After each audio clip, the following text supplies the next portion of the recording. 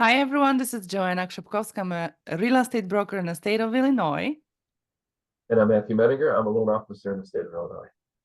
And we are here today to talk a little bit more about the market updates for you guys. So Matt's going to talk a little bit more about the interest rate, but from my side, we definitely see more houses on the market in the past 2 weeks. So that's a big plus for everybody that has been waiting for that. And also the second part of that market right now is that we have a lot of families that locked in the house before the school year started, and school start already. So this is exciting for everybody that is still looking, that you're gonna have just less competition. And also the market time for the houses is extending right now. We see more houses sitting on the market. What that means for you guys means negotiating the pricing down. Of course, don't forget that we have also the changes that unfortunately we have to talk out loud about them. And I want to just make sure that you understand one thing. Yes, you do have to pay the commission or compensation towards your broker that will be representing you in your transaction, but there are ways to get that money. So we can definitely ask for credit from the seller. We can ask the seller to pay the commission depending on the situation and negotiating on that property. So I don't want you to be scared that you now have to bring that extra chunk of cash to the closing. There are ways that we are trying to figure it out, even more ways to help you figure it out how we can get that money. So don't be afraid. The only thing that I want to make sure that you understand that if you are signing them, disclosure with the agency that you will be represented by this agent and you are entitled to pay that agent, that once you get under contract on the property, make sure that you see the another document that's going to show how much actually the seller is paying towards that commission. Unfortunately, the changes are here only for a little bit over a week, and we already see some unfavored behaviors, let's put it that way. So you got to make sure that you if you are represented by the agent, make sure that you're having all those paperwork introduced to you. Ask them about the paperwork from the seller. Unfortunately, I've seen this already once, that the agent was trying to dip on both sides, getting a commission from the seller and getting the commission from the buyer. So having a document that shows how much actually the commission is going to be, how much the commission agent is going to be getting from the seller side, is going to narrow down your commission or maybe knock it down completely. So extremely, extremely important to be cautious. And just keep in mind that there are a few new documents that you will be signing with your offer, with your contract. So of course, if you guys going to be represented by me, I make sure that that's going to be laid out for you, and you're going to understand what you are signing and what's the consequences if we are missing some documents.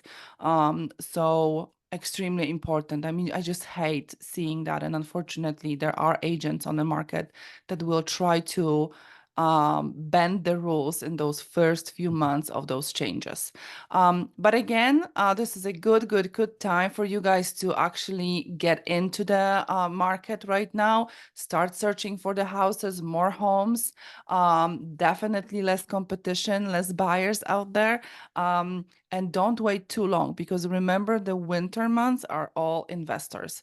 So the houses will be taken left and right for cash, and then you will be losing. So I feel like the next couple of months are really, I almost wanted to call them like discount months, because like I said, houses a little bit longer on the market, we can definitely negotiate a great deal for you.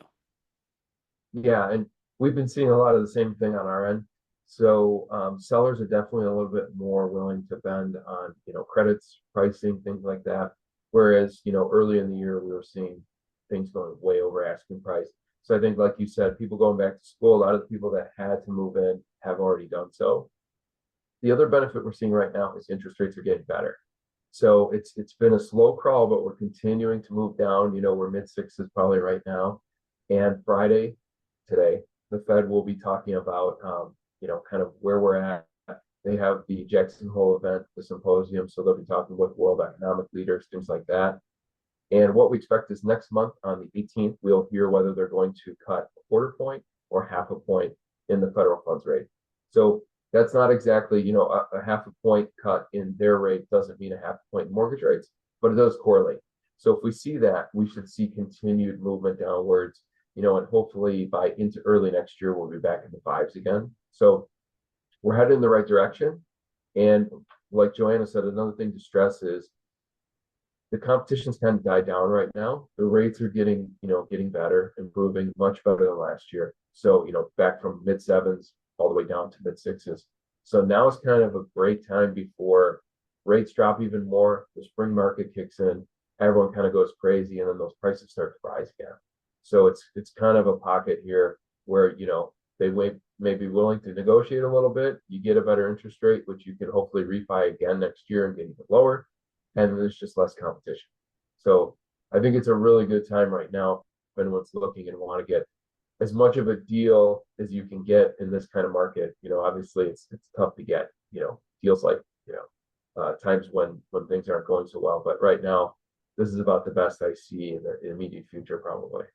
Right. And then because some people are still like, oh no, we're gonna just wait till it's gonna get to like 5.5. Hey, Yeah, you can always refinance, and Matt exactly. can like calculate for you. This is not a huge difference. And No. if you are starting a little bit lower with interest rate, Matt can also explain to you how to maybe buy some points and not to wait or not to refinance, but lock it on a lower rate right now. So there are definitely options. I would say don't Yeah. wait. Um, there are some there are some talks about, what if we're going to go into recession. I mean, we've been in recession on and off, honestly, for the past few years. It just Mhm. happens so quickly that we don't even know, right? And everything is coming back so quickly. I think it's because the technology, back in the day when the recession like took so much longer to recover, there was no computers, right? Mhm. But I also feel like, what if it's going to happen? Because this is a question that is always coming back. What if? So what we are seeing right now, if it's going to happen, definitely not a housing crash or anything like that. If Mhm. the market will normalize, let's put it that way, because what we had in the past few years was not normal. If the market will normalize, then we're going to have an adjustment in pricing, which we are expecting. If it's going to happen, it's going to be between 5 to 10%. So it's not a huge adjustment, and it's happening right now also. Like, when I say that there's more houses on the market, more competition, we were we had enough inventory for less than a month. Right now we are stretching that, so that's great. So that means for you guys more power of negotiating the pricing down, especially on the houses that are overpriced or sitting on the market for a longer time. But let's say really it's going to happen, then the adjustment that we are seeing potentially in the future, it's going to be 5 to 10%. And it's not that much. Last year, I think it's a little bit over 9% year over year that we are Mhm. growing in, real estate value. So that small adjustment, it's going to probably happen quick. We're going to normalize the market. Everybody's going to have the same chances, which is great. So take advantage of that, definitely. But again, don't be waiting for that, because those are not Yeah. going to be a huge change. It's not like, the houses now all of a sudden it's going to be like $100,000 less. And then just keep in mind that your real estate investment is a true investment, but it's a long-term investment. So when we are talking to economists right now, they all say that it's still the best investment you can do for yourself, especially when we have a little higher inflation right now. Like in 10 years, if you hold this house for 10 years, you guys going to make money, 100%. Mhm. Yeah. Yeah, it's definitely a long game. A lot of people, Yeah. you see people that bought in 2007, something like that. for a little while they're upside down. If you're staying in the house, you're not losing anything. It's really over time, you're bound to increase your value. So it's really, again, like you said, a 5 to 10% adjustment is not much when we're seeing 5% appreciation every year. So that would be a case where at worst you lost 2 years of appreciation. Well, if you stayed in the house 5 years, you still up 15%. So it really is one of those things where the next couple of years we're going to be very low on inventory either way, because we have a lot of home buyers coming into the market this generation. It's a big generation of kids.